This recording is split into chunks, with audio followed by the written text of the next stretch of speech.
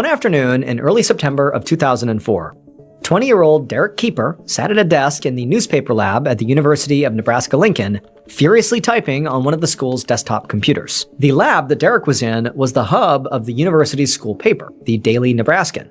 So there were some other students who were in the space that were talking or working at other computers. But Derek didn't notice any of them. He was completely locked in on what he was doing and writing as fast as he could.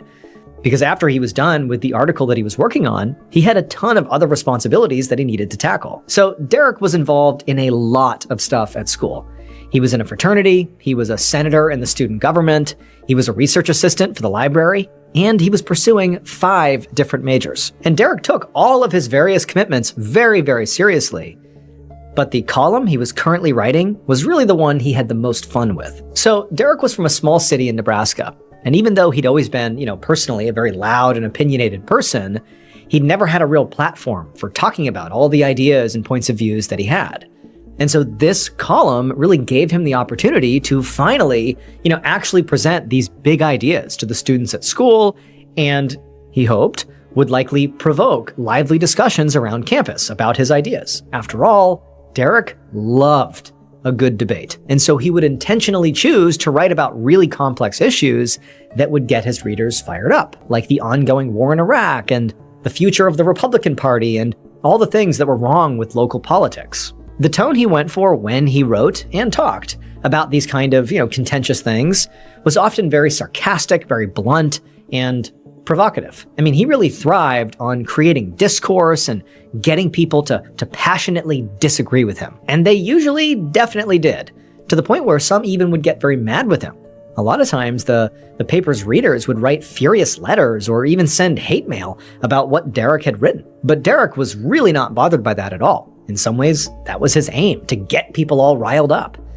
And he was sure that the article he was writing right now was going to be even more divisive than really anything else he had written. For Derek, though, really for him, it was all about individual freedoms and encouraging people to say no to government overreach in their daily lives. I mean, that really was sort of his general stance on everything.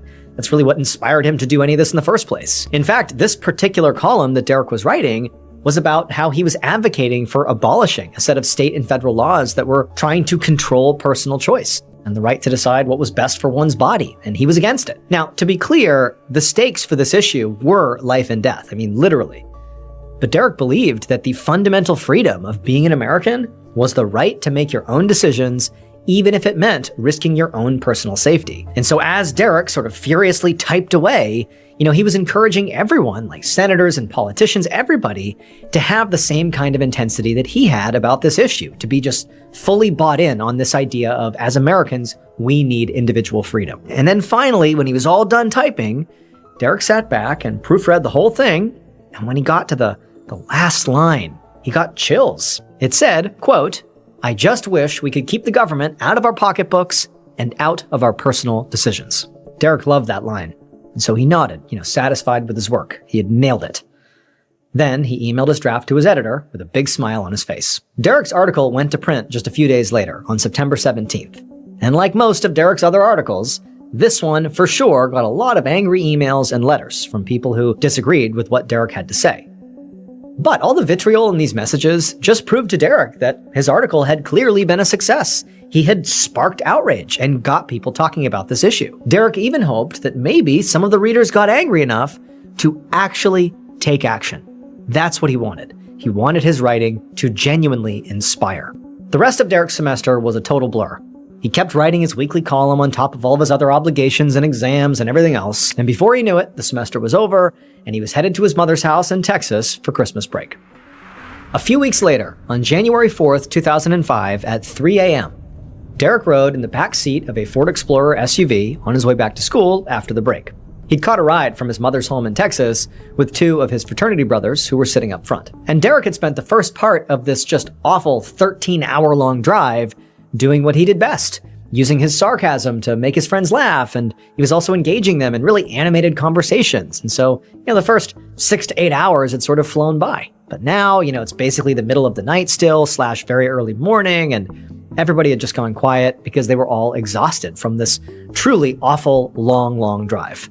All any of them wanted to do at this point was just get back to campus and be done. And eventually, Derek and his friends were very close to campus. They were finally in Nebraska, and they were driving down Interstate 80, which was a snowy, cold highway not far from the school. And Derek was really excited to start the new semester. He'd had a nice, laid-back holiday where he'd caught up on sleep and spent a lot of time just kind of hanging out and seeing his younger siblings. But Derek just was not the kind of person who liked slowing down for very long. And so he was quite eager to get back to his busy life on campus. Especially, he really wanted to get back to his column. He had had a lot of downtime and was able to, brainstorm and come up with some good potential new topics for the column, but he really wasn't sure if any of those ideas were going to top, the very controversial article that he had published back in September. People were still talking about that one, and Derek was still thinking about it too. In fact, his own words and advice to his readers were still ringing in his ears and guiding his everyday decisions. But for now, Derek just leaned his head up against the cold glass window of the car and waited for this long trip to finally be over. But suddenly, he felt the SUV lurch, and before he knew what was happening, he heard a deafening bang, and he heard his friends screaming. Just minutes later, a police officer was flying down Interstate 80 in his cruiser,